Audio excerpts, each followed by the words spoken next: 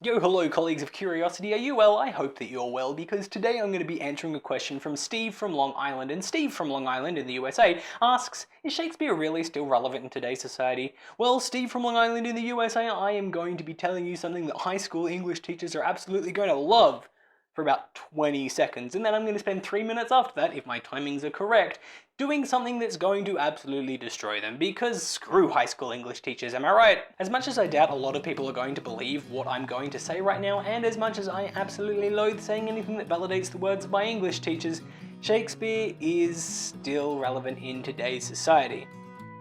That really didn't take the 20 seconds that I thought it was going to take.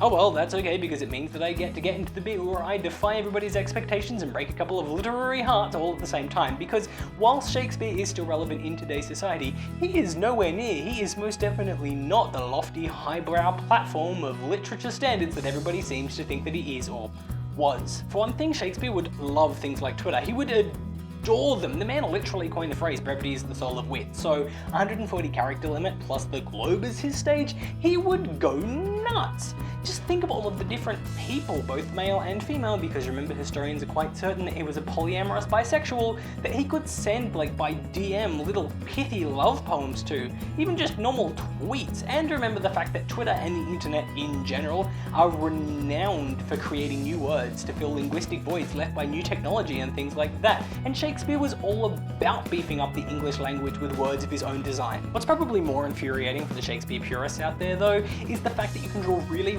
strong connections between his works and the works of a certain modern day entertainment duo. Just go ahead and tell your teachers that Shakespeare's plays are the South Park of his time, and you don't even have to look very hard to find the connections here. Both of them are attempts at satirizing their contemporary cultures. South Park is obvious, and for Shakespeare's examples, all you need to do is look at plays like Measure for Measure or Romeo and Juliet, and I mean like really look at Romeo and Juliet. Don't just skim over the surface like most people do and completely miss the point.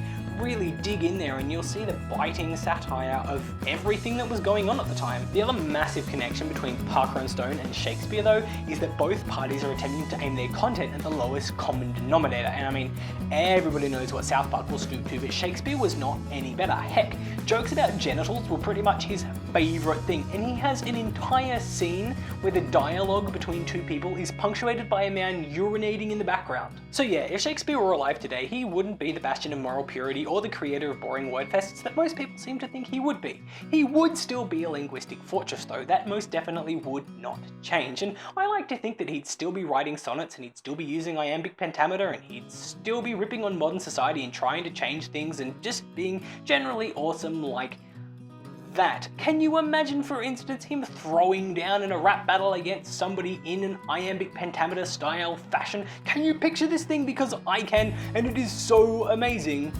It is awesome. Imagine it with me now, please.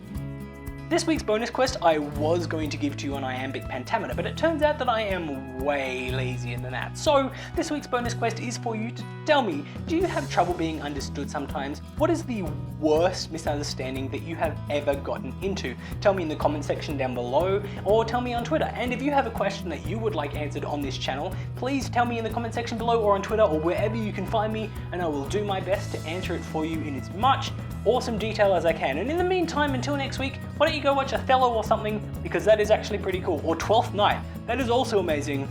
Bye! And now, a limerick. There is a YouTuber named Sam, whose videos pack quite the wham. Reviews horror and gore, superheroes and more, so check out his channel, hot damn. And while you're at it, please remember to like and share this video around and subscribe to my channel if you're not already. It would help me out a whole bunch.